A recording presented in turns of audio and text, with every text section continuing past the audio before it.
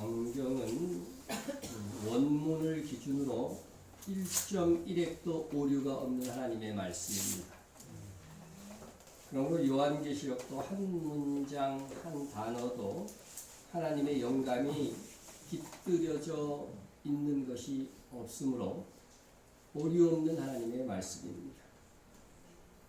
요한계시록의 내용이 무엇인지는 요한계시록 1장 1절에서 명확하게 밝히고 있습니다.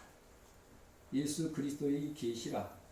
이는 하나님이 그에게 주사 반드시 속히 일어날 일들을 그 종들에게 보이시려고 그의 천사를 그 종 요한에게 보내어 알게 하신 것이라.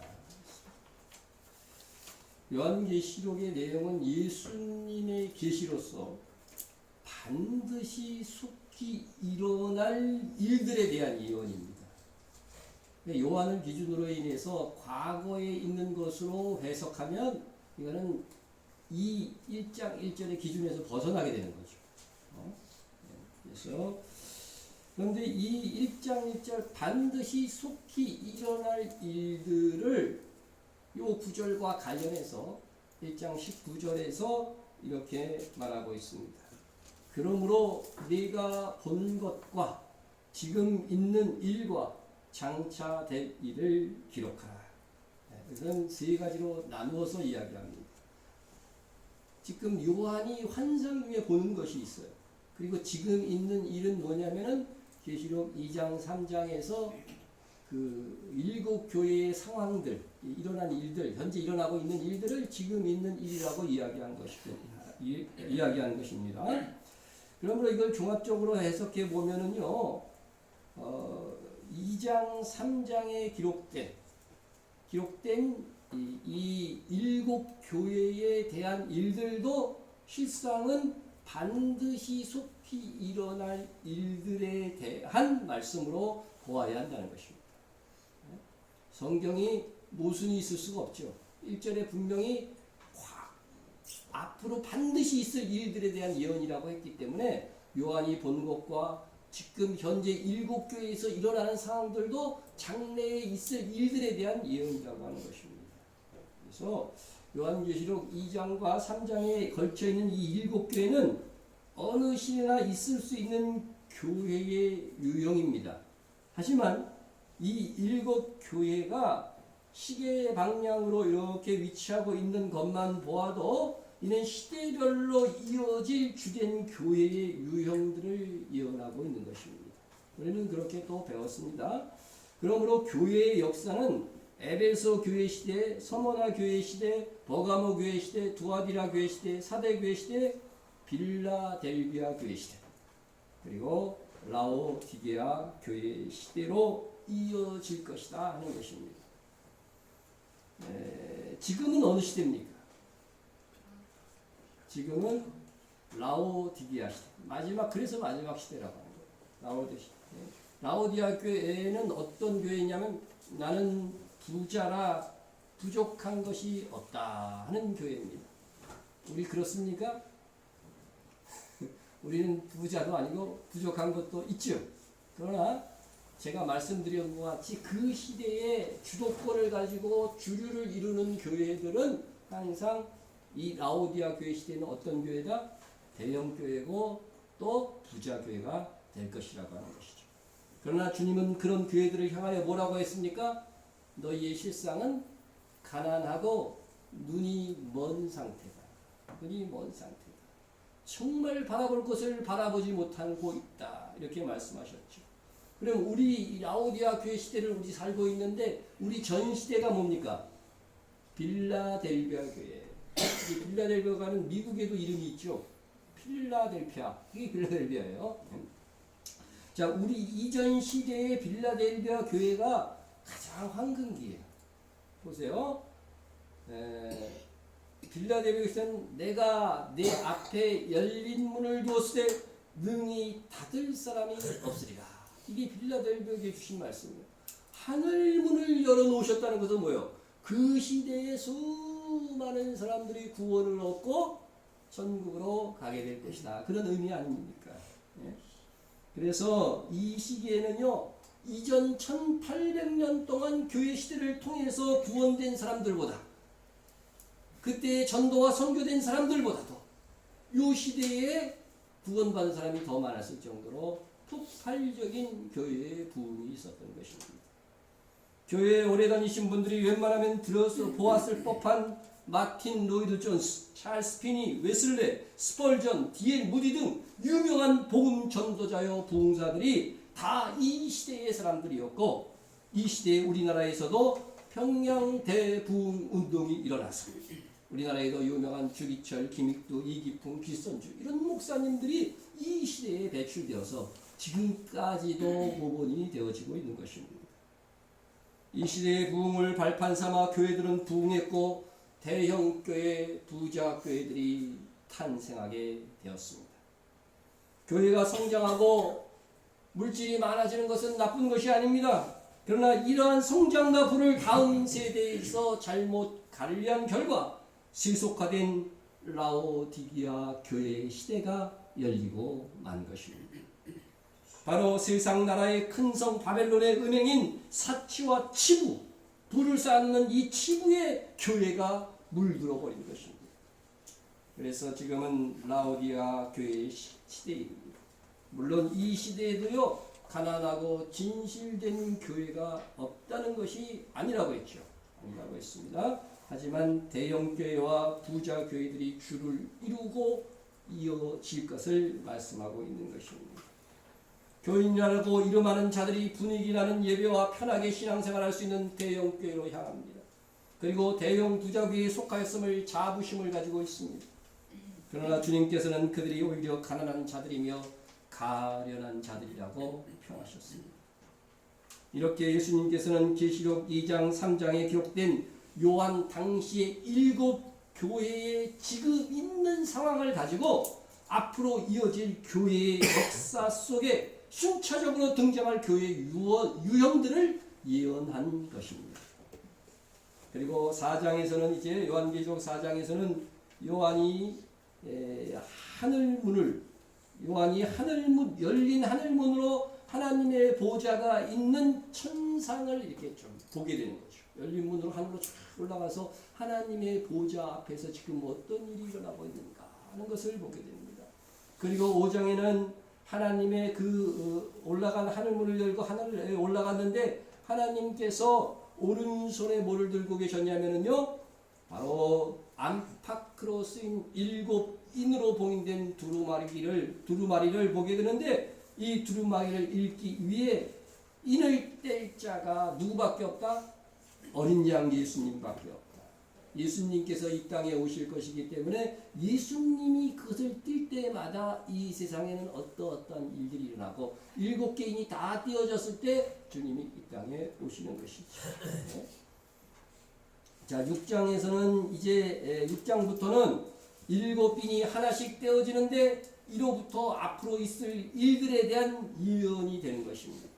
계시록 2장 3장은 교회를 중심으로 미래의 역사를 예언하였다고 한다면 6장부터는 예수님께서 떼시는 7인으로 인해서 교회와 세상 나라가 연관된 앞으로 있을 일들에 대한 예언이 되는 것입니다.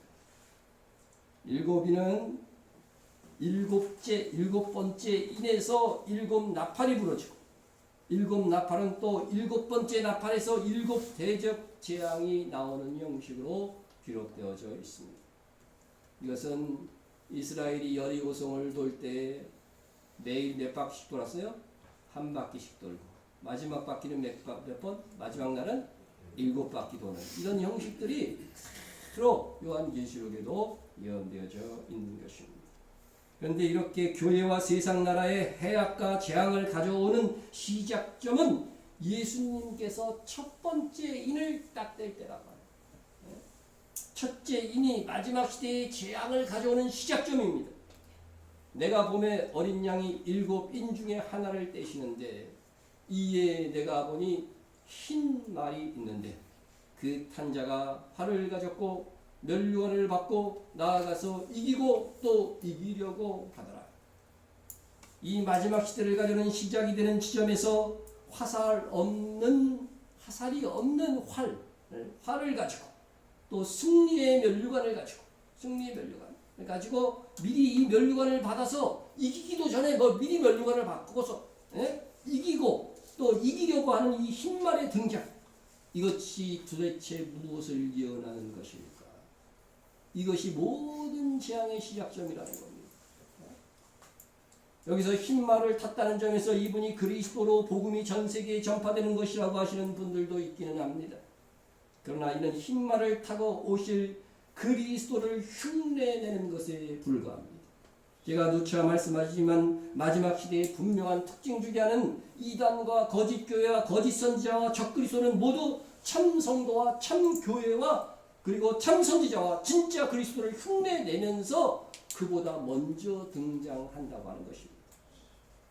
거짓 선지자에 해당하는 땅에서 올라오는 짐승에 대해서도 이렇게 예언되어져 있습니다. 내가 보매 또 다른 짐승이 땅에서 올라오니 어린 양같이 두 뿔이 있고 용처럼 말을 하더라. 여러분, 거짓 선지자도요, 어린 양, 겉보기에는 어린 양처럼 보인다는 거죠. 어린 양처럼 보인다. 그러나 말하고 행동하는 것은 다 용의 권세를 받아서 속이고 말하고 있다고 하는 사실입니다.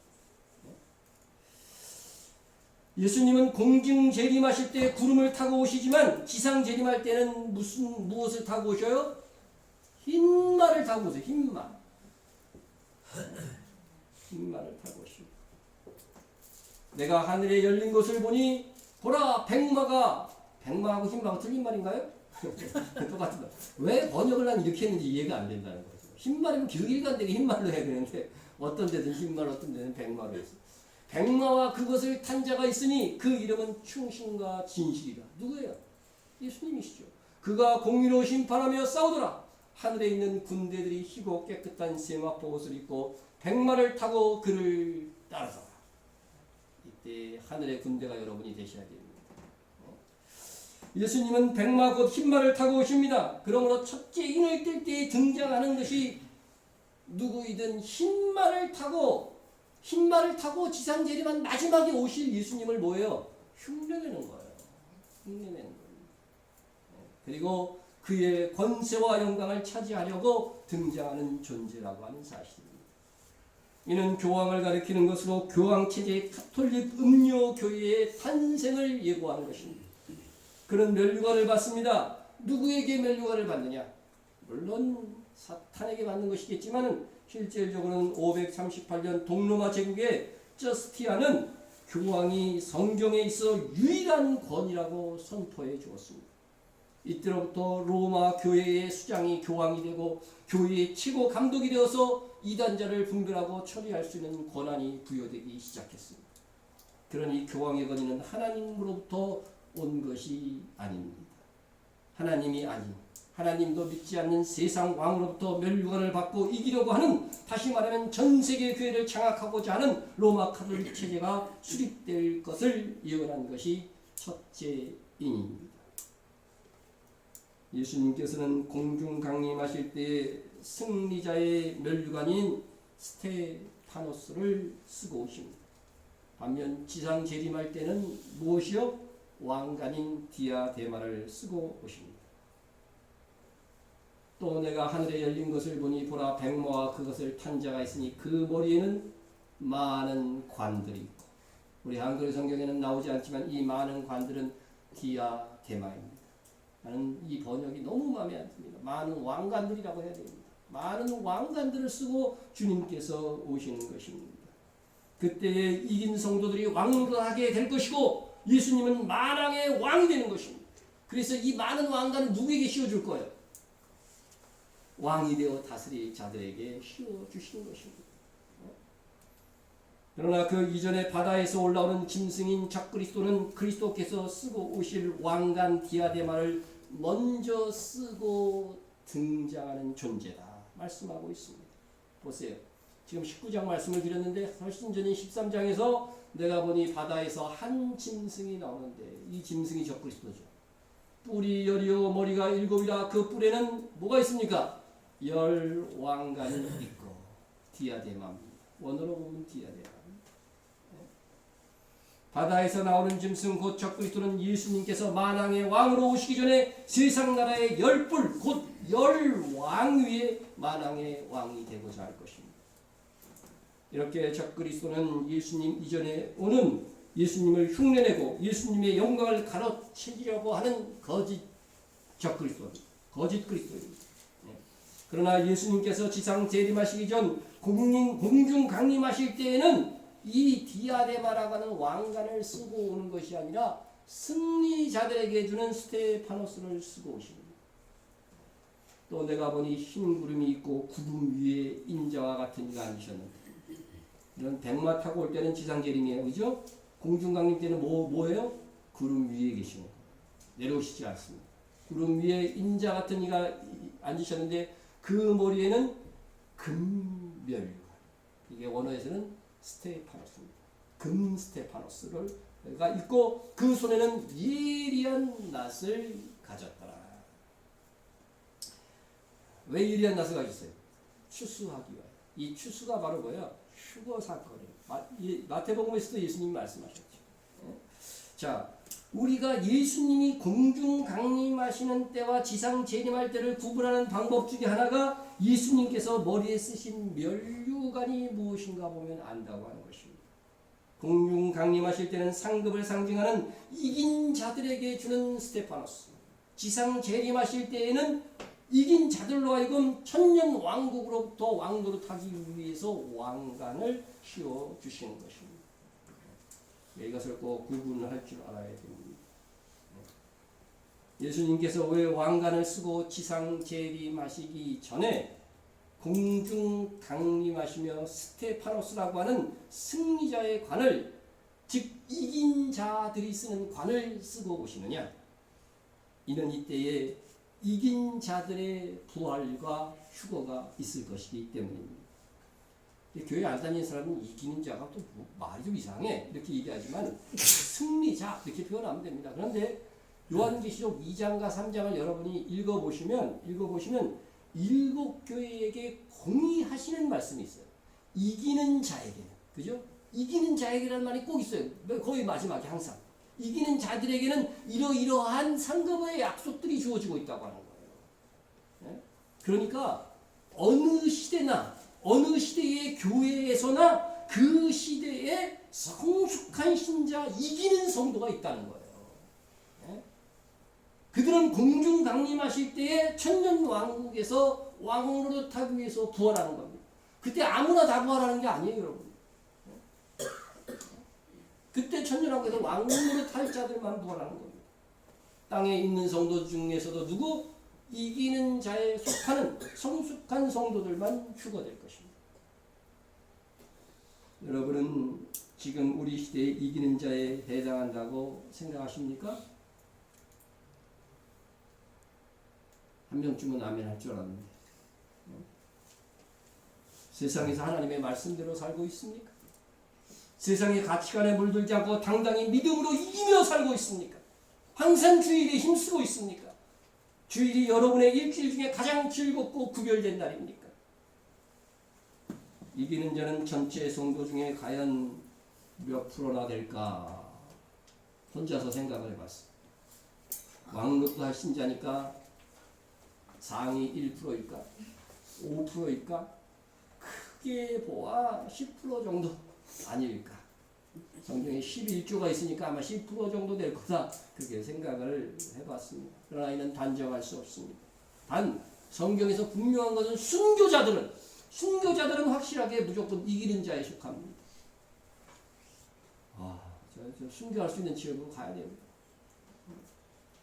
그러나 우리 모두가 이기는 자가 될 수 있는 기회가 있다는 점에서 차별이 없습니다. 차별이 없습니다. 우리 교회 성도들이 다 이기는 자가 될 수 있습니다.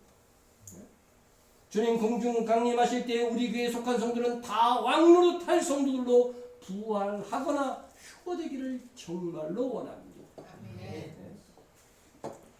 그 일을 위해 우리 교회도 주님 앞에 부끄러움이 없도록 주님이 기뻐하시는 방향을 잘 잡고 전심전력하는 것이, 전심전력하고 있는 거죠. 여러분 중요한 건 방향을 잘 잡는. 열심히 일했는데 주님이 원하시는 것이 아니었어. 주님이 이 시대에 기뻐하시는 것이 아니었어. 그거는 허사가 된 거죠. 허사가. 그렇게 주님 공중 강림하실 때 이긴 자에게는 스테파노스 승리자의 면류관이 주어집니다.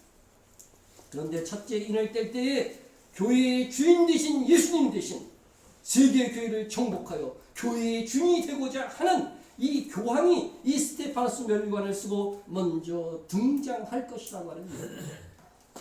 실제로 로마 가톨릭이 전 세계를 교회를 거의 다 장악했고 이미 전 세계의 3분의 2 이상이 로마 가톨릭 수하에 있습니다. 거기에다가 요새 WCC나 이런 데는 로마 가톨릭 교황을 정점에 두는 직제를 일치하자고 하는 그런 주장까지 하면서 지금 운동하고 있어요. 멀쩡한 교회들에서 지금 그런 일들을 하고 있어요. 여러분들은 모르지. 그러나 목사라고 하는 이름을 가진 자들이 그런 짓거리를 하고 있습니다. 점점 교회가 이 로마 가톨릭의 교황의 수하에 들어가고 있습니다. 실제로 로마 가톨릭 교회는 이제 그들의 저항하는 세력들을 박해합니다. 이미 박해한 적이 있었고 처참하게 그들을 이단자로 처형했는데 거짓 교회에 속한 자들이 하나님의 이름으로 수천만 명의 참된 선지자와 성도들을 박해하고 죽인 것이 중세의 사건이고 종교 재판입니다. 이것은 예수님께서 말씀하신 바 사람들이 너희를 출교할 뿐 아니라 때가 이르면 물은 너희를 죽이는 자가 생각하기를 이것이 하나님을 섬기는 일이라 하리라. 그러니까 핍박자는 박해자는 참성도를 죽이는 사람은 어디에서 나온다? 같은 교회에 있는 거예요. 참 신자들을 죽이면서 뭐예요? 이게 진짜 하나님의 일이야. 바울이 몰랐을 때 그런 일 했어요, 안 했어요? 바울이 몰랐을 때는 예수 믿는 사람들 잡아 죽이면서 이거 하나님의 일이라고 했잖아요. 바울은 깨닫고 돌아온 거지만 이런 일들을 하는 자들이 로마 가톨릭이고 마지막 시대에 이걸 절정으로 또 하게 될 것이라고 하는 것이 성경의 예언입니다. 로마 가톨릭 교회는 계시록 17장에 나오는 음료 교회입니다. 음료의 음행의 결과 세워지는 도시가 큰 성 바벨론입니다. 음료나 큰 성 바벨론의 죄는 그 음행을 전 세계에 퍼뜨렸다고 하는 것입니다. 음료의 죄에 대해서 이렇게 말합니다. 땅의 임금들도 그와 더불어 음행하였고 땅에 사는 자들도 그 음행의 포도주에 취하였다. 이런 중세에 보면은요, 유럽이 다 그렇게 되었습니다. 네? 모든 땅의 왕들도 교황의 영향을 받아가지고서 같이 음행하고 그 음행의 포도주를 마셨습니다. 큰 성 바벨론은 이 죄에 대해서도 같은 말씀을 하십니다. 그 음행의 진노의 포도주로 말미암아 만국이 무너졌으며 또 땅의 왕들이 그와 더불어 음행하였으며 땅의 상인들도 그 사치의 세력으로 치부하였다. 온통 세상이 물질적 가치로 뒤덮인 이 음행, 이것이 바로 로마 가톨릭으로부터 나와서 전 세계 정치가에들까지 영향을 미치고 있다고 하는 것입니다. 음녀나 큰 성 바벨론이나 예수님에 대한 음행을 전 세계 만국에 퍼뜨린 죄가 가장 큽니다. 다시 강조합니다. 내가 지은 죄 그거 하나로 끝나면 그래도 희망이 있어요. 회개하고 돌아오면 되니까. 그러나 다른 사람이 죄를 짓도록 권하고 정당해주고 교리까지 만들어준다고 한다면 이보다 악한 사람이 없는 겁니다. 왜 북이스라엘의 여로보암이 악한 왕입니까? 네? 그 이후 세대가 계속해서 우상을 섬길 수 있는 우상을 단에다 세웠기 때문에 그렇습니다. 이는 맹인이 맹인을 인도하는 것입니다. 맹인에게 밝히 보는 인도자가 필요하죠. 맹인에게는. 그런데 교회의 실권을 잡은 자들이 오히려 맹인이었던 것입니다. 예수님 당시 바리새인과 서기관과 지도자들이 예수님께서 뭐라고 했어요? 그들에게 화 있을진저 눈먼 인도자여 그랬습니다. 오늘날도 동일하게 가장 고결한 것 같지만 늘 평화를 말하고 다니지만 맹인된 인도자가 전 세계의 기독교의 지도자라고 하는 교황이며 사제이며 가톨릭 교회의 체제인 것입니다. 세상 나라의 재앙과 심판을 가져오게 하는 첫째 인이 바로 로마 가톨릭 교황입니다. 그러므로 첫 번째 인은 세상과 교회를 가장 해악하게 할 세력의 등장이 로마 가톨릭 체제가 될 것을 예언한 것입니다. 이 교황 체제의 로마 가톨릭은 지나간 세월 동안 전 세계의 교회들이 함께 말씀을 잘못 해석하게 만들고 다른 종교에도 구원이 있다는 결정적인 오류를 교회가 받아들이도록 만들었던 것입니다. 그렇게 로마 가톨릭 체제가 음녀가 되어서 그 음행으로 기독교 전체를 병들게 하였습니다. 종교적 음행은 물질적 음행을 낳는다. 이것은 예수님 때나 구약 시대나 동일합니다. 그래서 음녀는 사치와 번영의 도시 큰성 바벨론으로 불리는 것입니다. 오늘날 모든 교회는 아니지만 많은 교회들이 세속화되어 물질적 가치가 우선하고 있습니다. 제가 어느 한 집사님께서 한 분께서 저에게 자기가 과거에 다닌 교회에 대해서 말해 주었습니다. 처음에 자기가 다닌 교회는 가난한 지역에서 교회가 시작되었다고 합니다. 다들 가난하고 부족한 가운데 헌신적이었다고 합니다. 그런데 세월이 흐르고 교회가 신도시 지역 약간 부촌으로 이사하면서 대출을 받아 집을 사는 사람들이 있었고 집값이 오르면서 집을 사지 않았던 사람들과 경제적 차별이 생겼다고 합니다. 이후 성도들의 관심은 집 사서 재산 불리는 것으로 옮겨지더라고 하는 것입니다. 만나서 하는 이야기들이 세상에서 잘 살고 돈 버는 재테크 수단이 주류를 이루었다고 합니다. 신도시에서 잘 사는 사람들도 교회에 등록하기 시작합니다.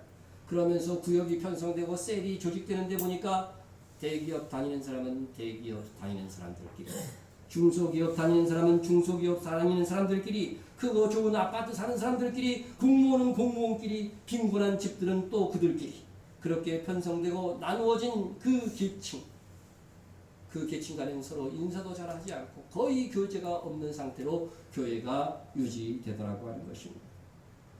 이것이 세속화된 교회고 큰성 바벨론에 물든 교회입니다. 아마 그 교회는 그렇게 생각하지 않을 것이지만 고린도 교회에서 가진 자와 가난한 자의 분열이 있었습니다. 바울이 그 소식을 들었습니다. 이해를 돕고자 세 번역 성경으로 좀 이번에 읽어드리겠습니다. 첫째로 여러분이 교회에 모일 때, 이것은 예배를 위해서 모이는 걸 얘기합니다. 첫째로 여러분이 교회에 모일 때 여러분 가운데 분열이 있다는 말이 들리는데 그것이 어느 정도는 사실이라고 믿습니다. 교회에 모이는 주된 목적은 예배입니다. 그런데 예배에 모이면서 고린도 교회는 분열된 모습을 보였습니다. 당시 교회는 예배로 모일 때에 애찬이라고 하는 식사, 우리는 식사를 나중에 하죠, 그죠? 예배 끝난 다음에. 그런데 애찬이라고 하는 식사를 먼저 하고 그 다음에 성만찬을 하였습니다. 이 애찬과 성만찬을 주의 만찬이라고 불렀습니다. 그러니까 우리가 점심 식사까지 하는 게 예배예요. 다 먹고 가야 됩니다. 그런데 애찬이라고 불리는 식사의 과정에서 고린도 교회의 분열이 나타나게 되었습니다. 여러분이 분열되어 있으니 여러분이 한 자리에 모여서 먹어도 그것은 주님의 만찬을 먹는 것이 아닙니다. 여러분 분열된 상태로 주의 만찬을 하면 이건 주의 만찬을 인정하지 않겠다는 것.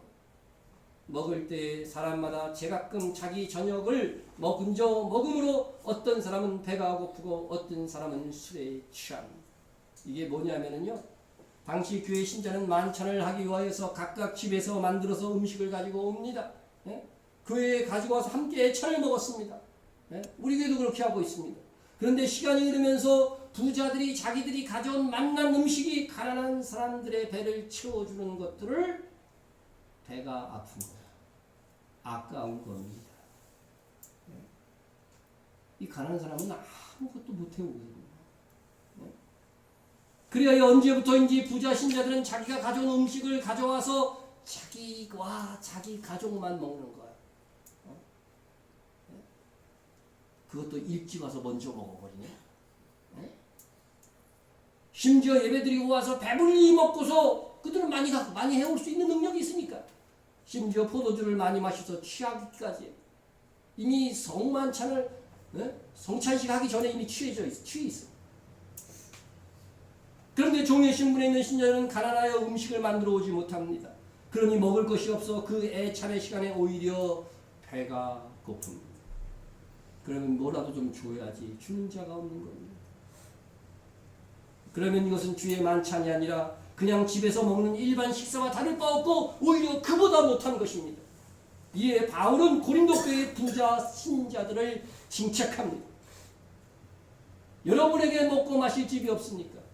그렇지 않으면 여러분이 하나님의 교회를 멸시하고 가난한 사람들을 부끄럽게 하려는 것입니까? 목적이 뭐냐는 거예요. 가난한 성도를 부끄럽게 하려고 그렇게 하느냐 이거죠. 이 점에 있어서 칭찬할 수 없다.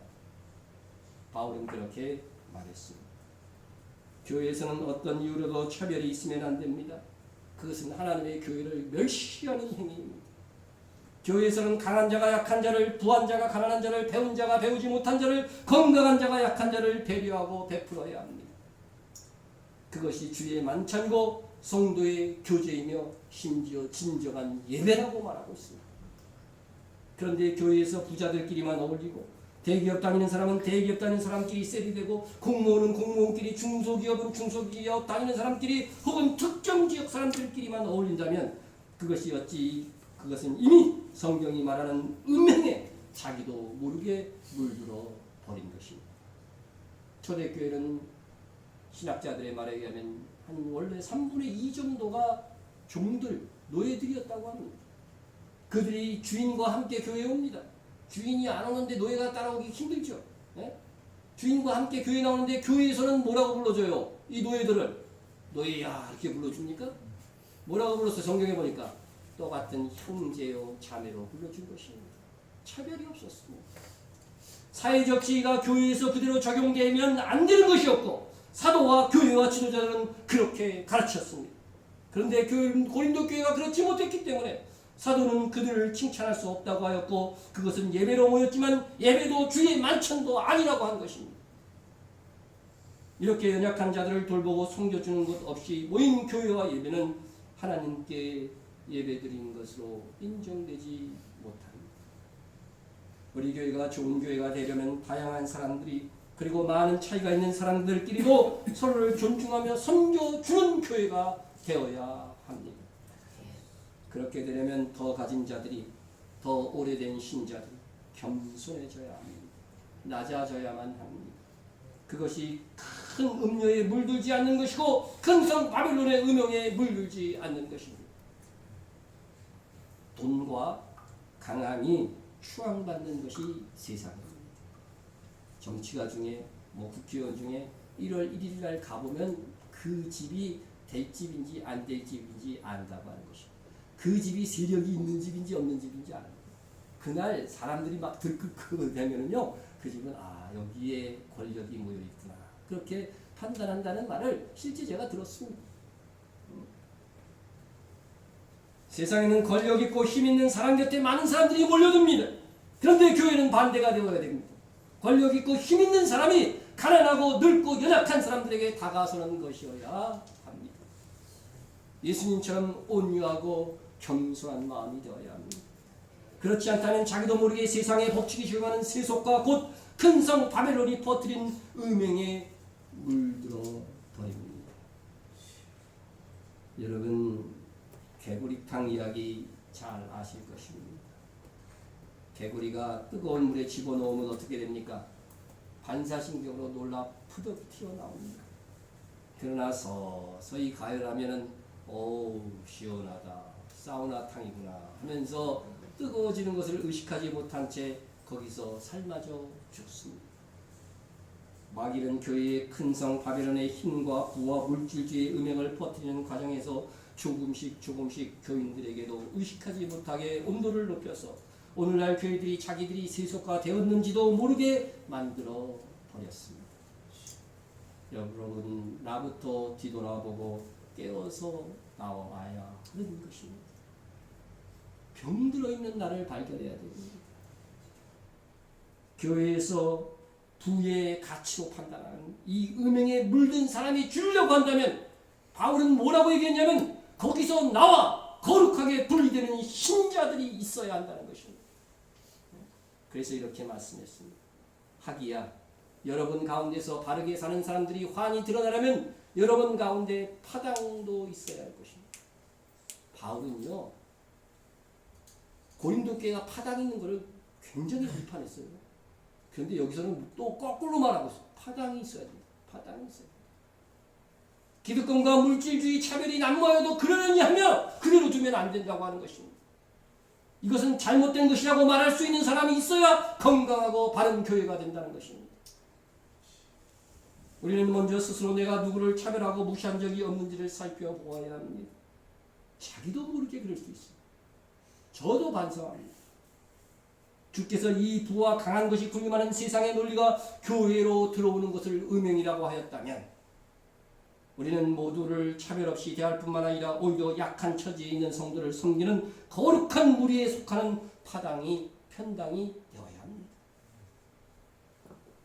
잘못된 강자의 원리가 교회를 작용하고 있다고 한다면 파당을 지어서라도 선한 영향력을 끼치는 그런 거룩한 교회가 되도록 우리가 기도해야 됩니다. 그러면 우리 교회가 점점 주의 정결한 신부로 단장되게 될 것입니다.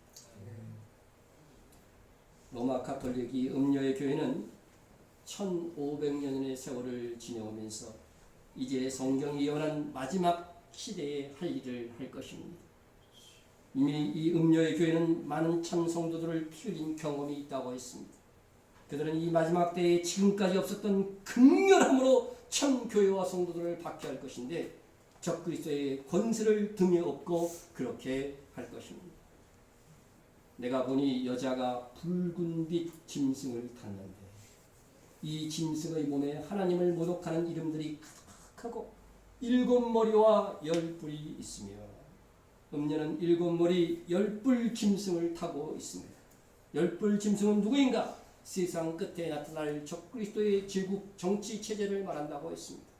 음녀에게는 이 정치적 왕으로 등장할 세력을 힘입어 참 교회와 성도를 죽이려고 할 것입니다. 중세 때에 그랬던 것과 똑같습니다. 이는 선지자들과 성도들과 및 땅 위에서 죽임을 당한 모든 자의 피가 그 성중에서 발견되었니라는 말씀을 보아서도 잘 알 수 있습니다. 그러나 음녀의 교회와 그 도시가 세계를 음행으로 물들게 하고 적그리스도의 제국을 힘입어 참 성도들을 극심하게 박해할 것이지만 그들도 이 음녀도 큰성 바벨론도 토사구팽되어서 적그리스도의 제국에 의해서 멸망하는 도시가 될 것이다. 내가 본 바 이 10뿔과 짐승은 음녀를 미워하고 망하게 하고 벌거벗게 하고 그의 살을 벗고 불로 아주 살을 여러분 이 적그리스도가 등장하게 되면 이 음녀의 교회를 얼마나 미워하는지 망하게 하고 몇 번 강조 벌거벗겨 갖고요 벗겨 바꾸고 불에 사르는 거예요. 그의 살은 먹겠다고는 이런 표현을 보세요. 그 증오심이 얼마나 대단합니까? 그러면 이 마지막 시대에 음녀로 성도를 죽이게 한 이후 음녀까지 불살라 죽일 세계의 왕으로 등장할 적그리스도는 누구일까? 그것은 누구도 확실하게 말할 수 없지만 지금 현재로서는 유엔을 중심으로 하는 세계 정부의 왕으로 등장하던가 유럽 연합이 중심이 되어 추대하는 왕으로 나타날 가능성이 가장 높습니다. 그런데 음녀의 심판을 예언하는 계시록 17장에서 이 적그리스도의 정치에 대해서 마지막으로 성경의 모든 예언을 모아서 종합적으로 설명하고 있습니다. 다시 한번 나중에 또 설명하기로 하고 이 마지막 세상과의 적그리스도에 대해서 아는 것이 얼마나 중요한가 하면 구약시대의 여러 선지자들로부터도 상당한 분량으로 예언되어져 있습니다. 오늘은 상세 정리하기 전에 요약해서 간단하게만 말씀을 드리겠습니다. 다니엘서와 요한계시록만 비교해 보는데 다니엘서 2장에 보면은요 이 적그리스도의 제국을 10왕을 의미하는 10개의 발꼬락으로 상징해서 표현해 주고 또 다니엘서 7장에서는 10뿔 계시록에서도 그대로 이걸 가져오죠. 10뿔을 적그리스도의 제국으로 얘기하고 그 속에서 나가는 작은 뿔을 적그리스도로 얘기합니다. 그리고 세 번째로 다니엘서 8장에는 수염소 4뿔 가운데 나오는 한 뿔을 적그리스도의 상징으로 예언해 줍니다. 수염소는 뭐를 얘기하냐면 알렉산더를 얘기해요. 알렉산더의 이하에서 4명의 왕이 등장하는데요. 그 4명의 왕이 뒤를 이어가는데 그 중에 한 뿔이 바로 적그리스도의 상징이 될 것이고 실제로 그가 성전을 더럽히고 그죠? 하여튼 그런 일들을 마지막 때 할 일들을 그대로 해간 것을 보여주게 되죠. 자, 그다음에 네 번째는 다니엘서 9장에 보면 71회의 설명을 하면서 마지막 한 일회에, 즉 마지막 한 일은 7년이거든요. 곧 7년에 한 왕이 등장할 것이다. 그러니까 역사의 마지막에는 이 한 왕이 등장하는, 이 한 왕이 누구다? 적그리스도다 하는 것들을 다니엘서 9장에서 밝혀주고 있습니다. 그리고 다니엘서 11장에서 보면 적그리스도를 뭐로 표현하면 북방왕으로 표현해 주고 있습니다. 이렇게 다니엘서만 5번이나 역사의 마지막이 되어서야 나타날, 그 역사의 마지막 7년이 되어서야 나타날 적그리스도와 그의 질국에 대해서 예언하고 있습니다. 마지막 7년이 얼마나 중요하면 그렇게 하죠. 모든 세대가 그것을 공부하고 알아야 된다는 거예요. 그런데 희한하게도 계시록에서도 적그리스도에 대해서 5번 예언합니다. 5번 언급합니다. 제가 우연히 이 말씀을 준비하면서 그런 일치를 봤어요. 계시록 9장에서 보면 적그리스도의 영이 무적행에서 나오게 됩니다. 무적행의 두목이에요. 타락한 천사들을 이때 막 풀어주는 거야. 그러면 세상이 굉장히 어지럽게 되겠죠. 적그리스도의 영이 무적행에서 나오는 장면이 계시록 9장에 있습니다. 아볼론이라는 이름으로 나옵니다. 두 번째 계시록 11장에서는 두 증인, 마지막 시대의 부흥을 이끌 이 두 증인, 하나님의 말씀을 온전히 전파하는 이 두 증인과 전쟁을 벌여서 이 두 증인을 죽이는 존재로 등장하게 될 것입니다. 이 적그리스도. 그리고 세 번째는 계시록 13장의 바다에서 올라오는 짐승을 적그리스도로 표현합니다.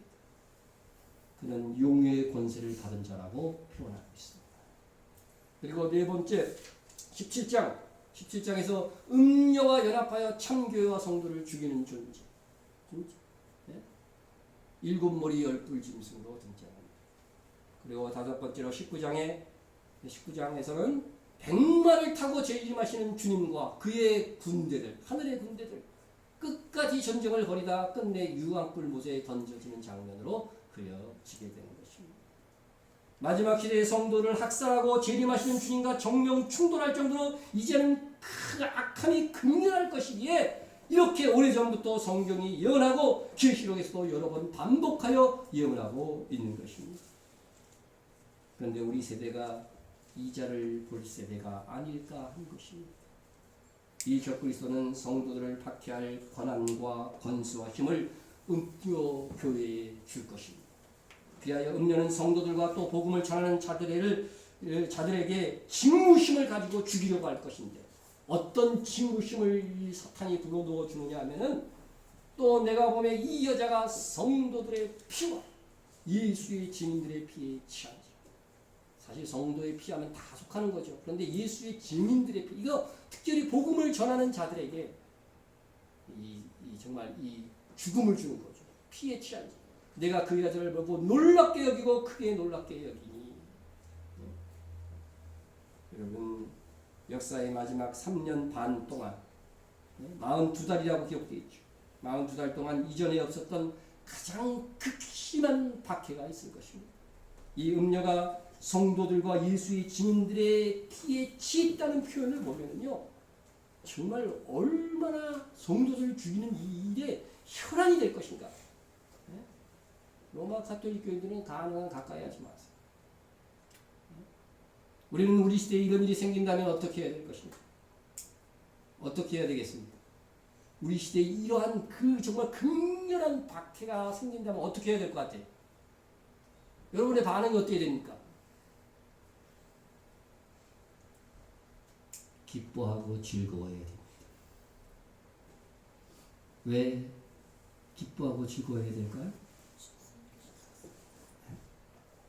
주님이 가르쳐 주셨어요.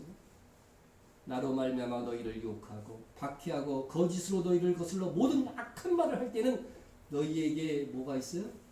복이 있나니 기뻐하고 즐거워. 이 신앙을 여러분 지금 준비하고 있어야 돼요. 지금 여러분들은 박해하면요 성질만 낼 거예요. 그냥 도망다니기 바쁘고.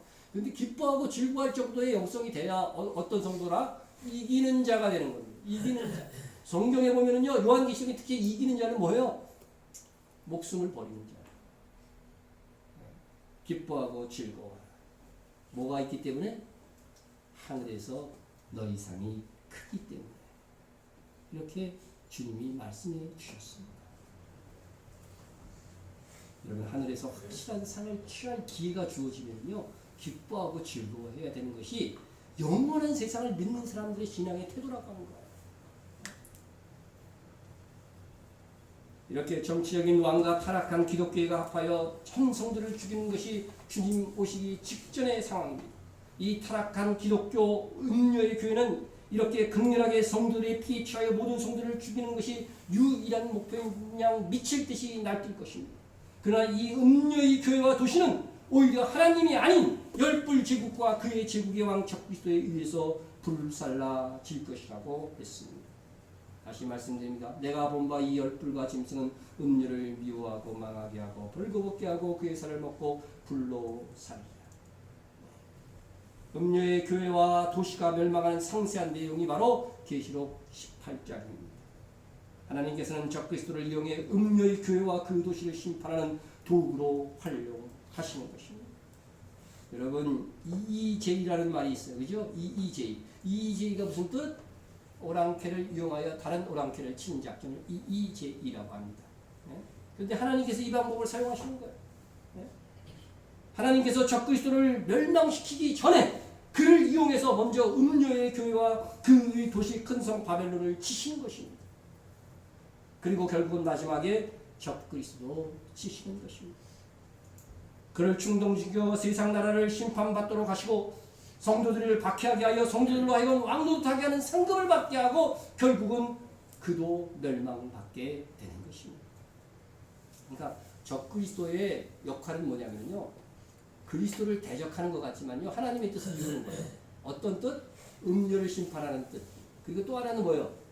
성도들로 하여금 상받게 하는 일들을 만들어버려요. 이 적그리스도도 사실은 다 뭐예요? 하나님 앞에 속는 거예요. 그리스도께 속는 거나 마찬가지예요. 어리석어서. 하나님께서 이 일을 이미 정하셨습니다.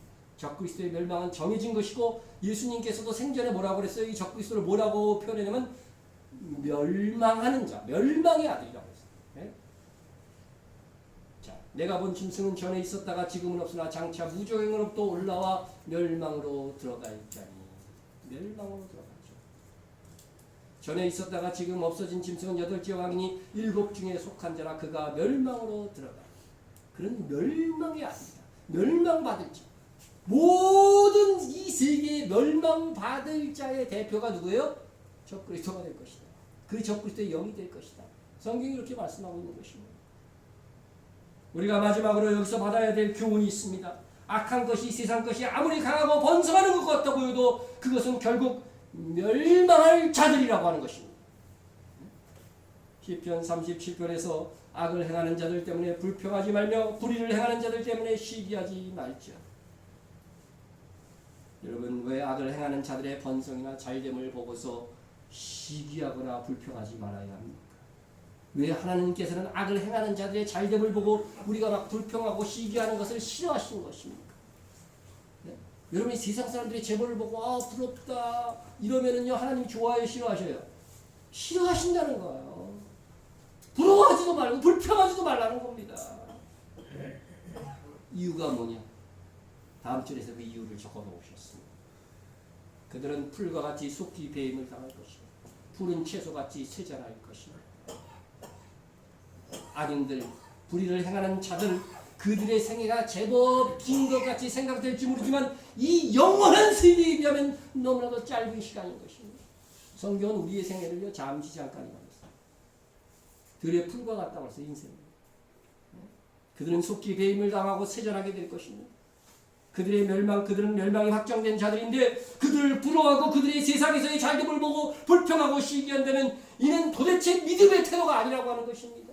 너희는 영원한 하늘의 영광을 받을 자들로 작정된 자들인데 어떻게 세상에서 잠시 번성하다가 지옥불에 떨어질 자들을 부러워하고 시기하고 있는가? 믿음이 있는 자의 태도가 아니라는 것입니다. 너희는 가난하지만 너희는 의를 행하다가 고난을 겪지만 자발적인 헌신으로 수고하지만 그것으로 얻을 하늘의 상을 생각해보라. 어찌 멸망이 정해진 저 불신자들의 번성을 보고서 부러워할 수 있느냐. 그것이 하나님의 마음입니다. 지나고 나면 아무것도 아닌 것. 아니 지나고 나면 형벌과 수치로 남을 그것. 이 세상에서 이 잠시간의 번영을 질투하고 부러워하고 있다면 어찌 그것이 하늘의 영광을 바라고 믿음으로 사는 자가 이겠느냐 하는 하나님의 마음을 여러분 기억하시고, 이제 우리는 의를 행하는 가운데, 믿음으로 사는 가운데, 성김과 수고 가운데, 하나님의 이름을 찬송하는 가운데 그 나라에서 받을 영광을 기억하면서 기뻐하고 즐거워합시다. 우리 동성으로 기도하겠습니다. 차별과 분리가 없는 하나님의 한가족이 되는 교회가 되게 하옵소서. 이게 음행에 물들지 않는 것입니다. 두 번째, 불신과 악인들의 잘됨을 시기하지 않고 우리가 얻을 하늘 영광을 바라보고 이 시대를 이기는 자로 살아가기를 위해서 기도하시기 바랍니다. 무엇이 이기는 것인가 많이 말씀을 드렸습니다.